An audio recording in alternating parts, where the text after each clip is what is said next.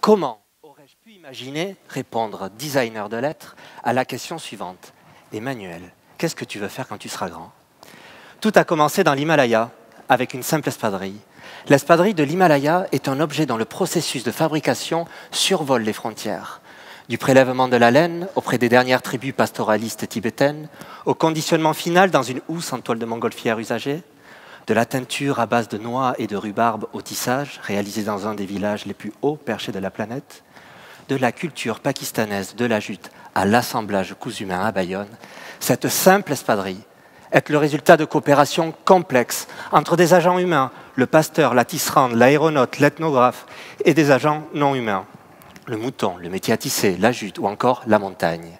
Ces agents sont pourvus de trajectoires propres. Lorsqu'elles se croisent, il y a production de traces. La trace est le souvenir d'une rencontre, une saillance qui interroge la place de l'homme au sein du processus de fabrication. L'espadrille de l'Himalaya est un agrégat de traces. Les trajectoires du mouton et de la montagne sont spatialement et temporellement très différentes. Comment l'artisan arrive-t-il à concilier ces trajectoires extrêmes?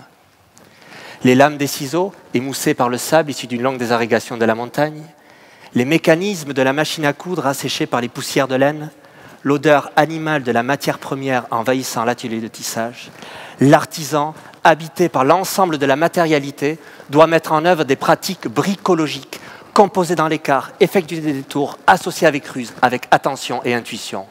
L'artisan est un designer de monstres merveilleux, mi-mouton, mi-montagne. Au terme de mon séjour exploratoire dans l'Himalaya, ma trajectoire personnelle a croisé celle de la maison Hermès.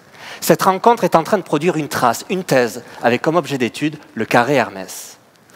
Le carré Hermès est un objet dont la chaîne opératoire parcourt la biosphère tout entière. De l'élevage du ver à soie au Brésil à l'impression au cadre plat dans un atelier rhône-alpin, en passant par le dessin d'un postier texan, la culture du haricot de Goire en mer d'Arabie ou encore le tissage dans une manufacture ligérienne, cette très simple étoffe de soie est le résultat de coopérations très complexes entre des agents humains et des agents non humains déployés entre terre et ciel. Le carré Hermès est un agrégat de traces excessif, luxuriant, l'incarnation d'un acte créatif et productif sans fin, maintenu en mouvement perpétuel par la rotation incessante des agents qui peuplent son ailleurs, son être.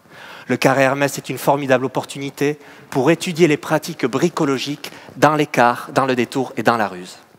Revenons à la question de départ. Emmanuel, qu'est-ce que tu veux faire quand tu seras grand? Je veux bricoler la création et l'innovation avec l'ensemble de la matérialité.